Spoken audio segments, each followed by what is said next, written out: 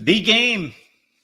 This is the way it's supposed to be. A hard-fought, physical, smash-mouth game with big hits. What a half of football, folks. This has been a good one. I've enjoyed it a lot. Michigan 10, Ohio State 10, or is it Ohio State 10, Michigan 10? Appreciate you being here for a little halftime update. My thoughts on what we've seen thus far. Joel Klatt said it and could have said much more near the end of the first half when asked why Michigan was leading at that point. Tons of hidden yardage in special teams. We had the one big Will Howard mistake that gave Michigan a short field at the 2-yard line. That's the only way they've been able to score a touchdown. We had the exchange of punts in which Michigan had a much better punting game. Michigan hit a field goal. Ohio State missed a field goal. Ohio State throwing and pitching the ball downfield and catching, of course, in the wide receiver game is far superior. Neither team can run the ball, but it's those hidden yardage plays in special teams, execution in special teams, and it's the one defensive play that Michigan's been able to make in this one that has led us to a 10-10 game. And for all those people that we talked to throughout the week and all the people that asked me for my perspective on the game, and for those who did not ask me for my perspective on the game, but I still gave it, we are pretty much seeing it play out right here. I said over and over, Michigan has a path to victory. Their defensive line will stuff Ohio State's ground game for the most part. Quinshon Judkins did have a couple nice runs, but for the most part, Michigan's defensive line will probably win that battle with Ohio State's offensive line, at least in the run game. Michigan has a better field goal kicker, Dominic Zabata. This guy right here handed in his All-America ballot for the Football Writers Association, and that was my place kicker, regardless of him not being on the Groza finalist list, and he hit from 53 yards. Will Howard makes like one mistake a week, and this one was a doozy. I was basically, in my mind, predicting that was going to happen as Ohio State could not run the ball and got themselves to a 3rd and long situation at their own 2 or 3 yard line, and Will Howard makes a bad mistake. And it was Amir Hall on Carnell Tate, and Amir Hall made a calculated decision. Shoot, if Carnell Tate had ran the out and up, he probably would have burned him. But that's a low percentage play. You need pass protection in your own end zone. Ohio State, or most teams, are not going to run that route. Therefore, Amir Hall took the calculated risk, and it was a smart one. He jumped the route because that was going to be the route to get them the first down to keep the ball. That was the obvious route that Carnell Tate was running, and Amir Hall jumped the route.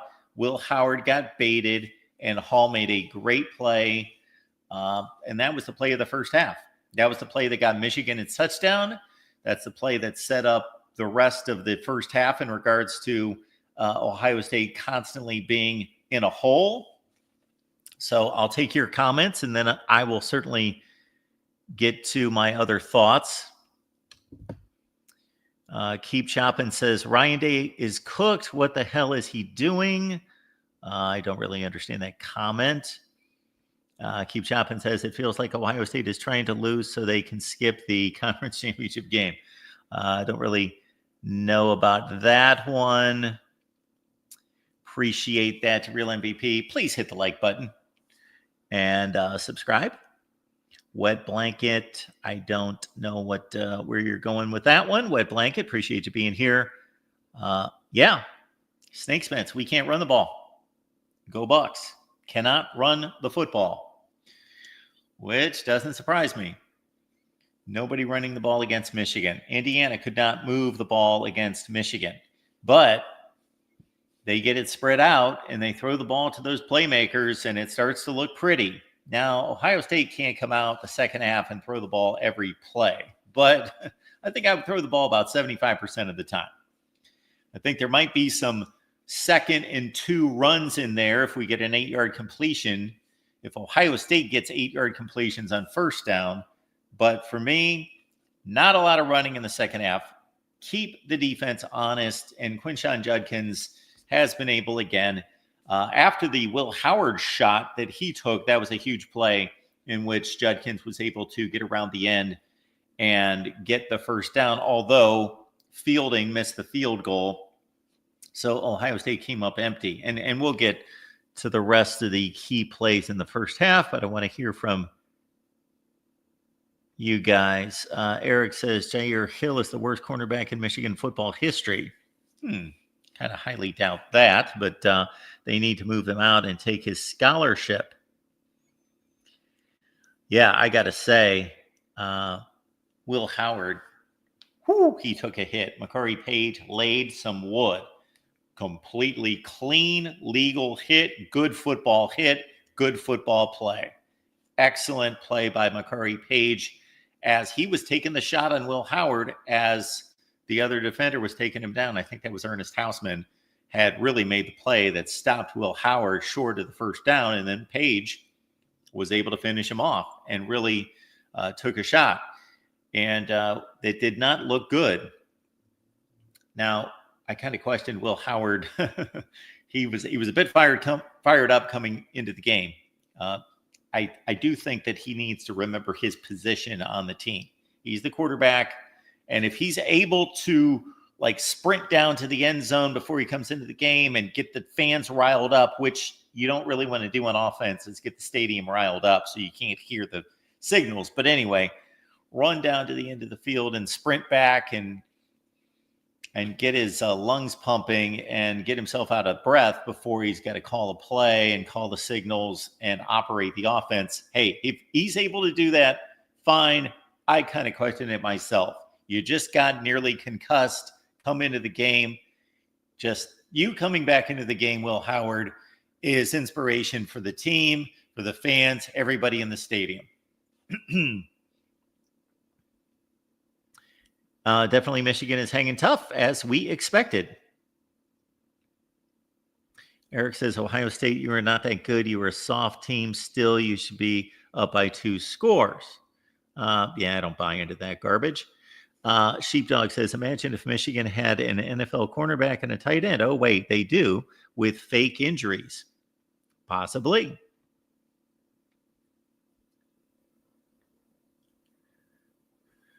All hail Michigan 9. They gonna not call PI on number 4. Do refs not call that anymore? If you're talking about the final play where he scored the touchdown, he was running a path. He was running a pattern, and the defensive back was in his way. That's not pass interference. If that's the play you're talking about. He didn't push him. He just ran his path. He ran his route. If a cornerback or any defensive player is in the path of a receiver running a route and they get run over, that's not pass interference. Is my audio okay? Let me know if it's not. Well, Will Howard is not always doing something dumb. Maybe he does something dumb like once a game, but the guy has been exceptional this year, NBA fan. That's kind of an unfair comment. The guy has been exceptional this year. Anybody who is not on the Ohio State side, but any objective or somewhat objective college football fan who doesn't think that Will Howard has turned in an exceptional season is out of their minds. So he's had a great season.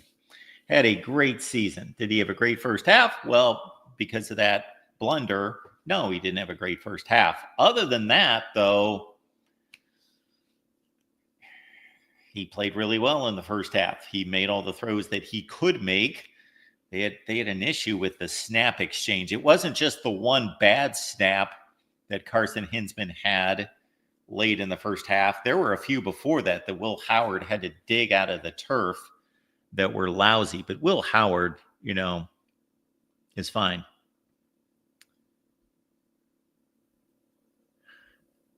Dr. Detroit, did anyone really see defensive PI or push-offs?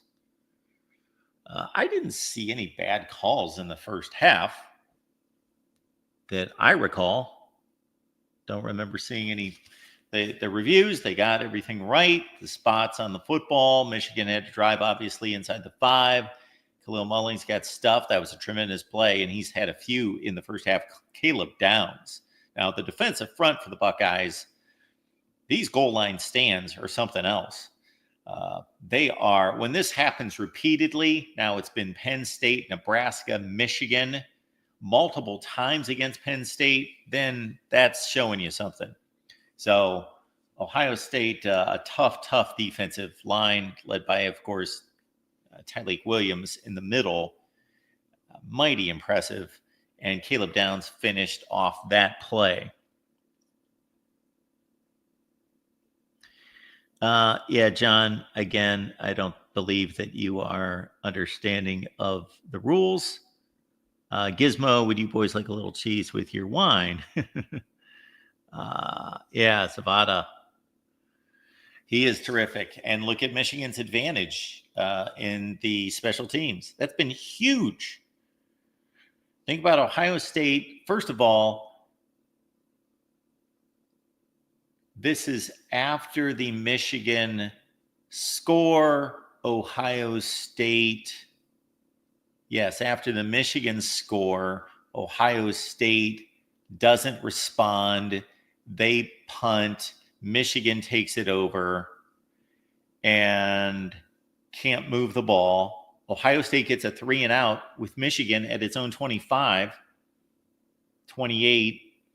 They punt it to the 7, 68-yard punt for Michigan. Ohio State 3 and out. They return it with a 31-yard punt. That's a 37-yard play right there. Flips the field, sets up Zavada. Ohio State missed field goal at the end of the drive where Will Howard got knocked out. Quinshon Judkins had a couple nice runs to get him down to the 20. You're at the 20-yard line. That's a 38-yard field goal. 38-yard field goal. Ohio State misses. Zavada doesn't miss from 53. Huge in special teams. Just those exchanges between punting, the punt comparison, the field goal comparison, place kicking comparison, no comparison. Michigan, way better.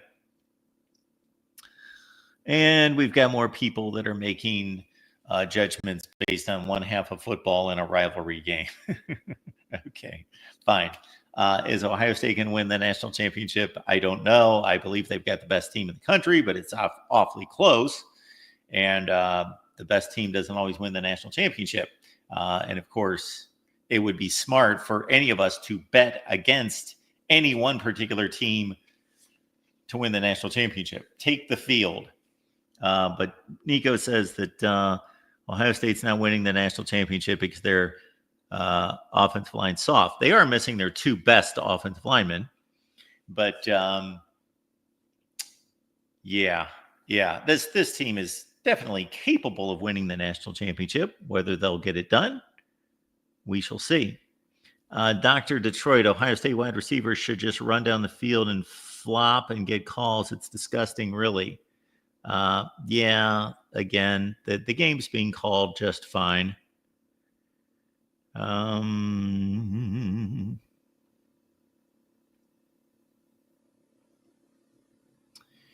Here we go. Keith, not understanding the rules either. Okay.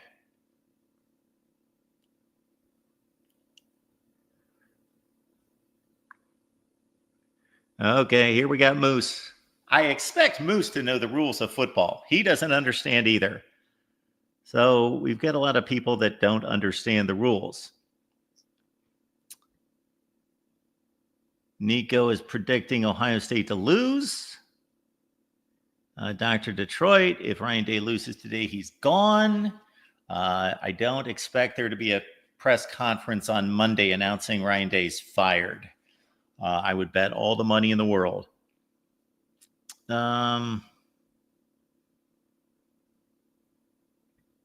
Vegas Buckeye Kid, we have to pass to set up the run. Absolutely.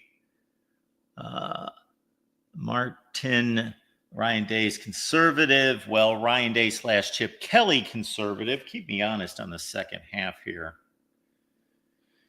let me know when the boys are getting back on the field.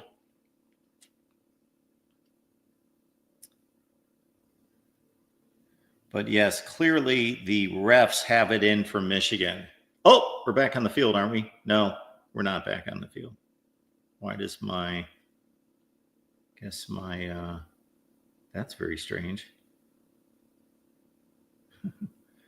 YouTube TV is taking me back, even though it says it's live, it's taking me back to 20 seconds left in the first half. Come on.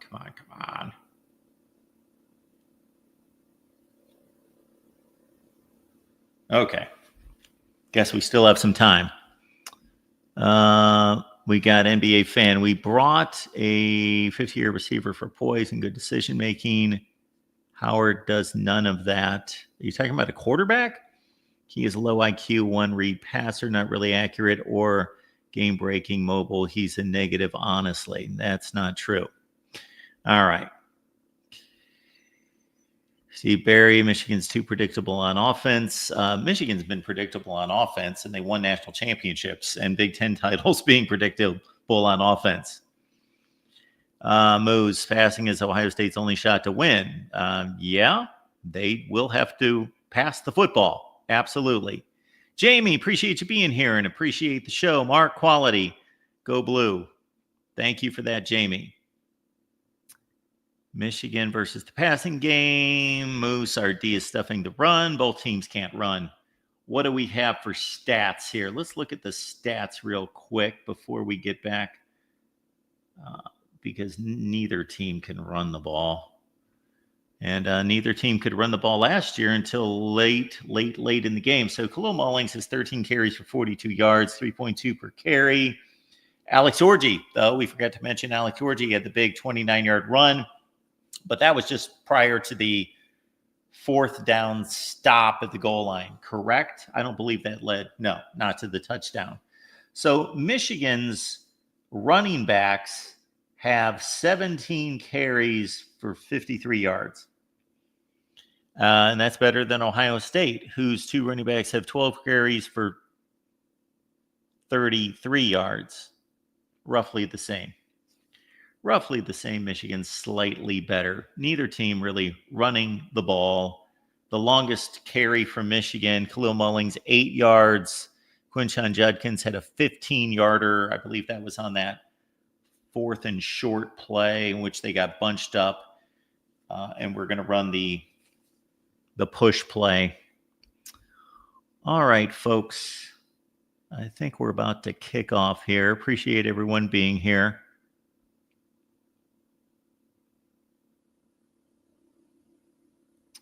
All right. Yeah. Again, no big surprise here. Ohio State is overall a much better football team, but on this day, anything can happen, and Michigan's playing an extremely smart football game. Smart game, tough game, and I can't say that any of this surprises me, and this isn't anything that I didn't predict. And Ohio State leads by 42 yards. All right, folks, appreciate you being here. We will see you later tonight. I'll have instant analysis on this game. And if I'm able to watch enough Clemson, South Carolina, that as well, and a bunch of games throughout the day. But enjoy the second half, and we will see you tonight.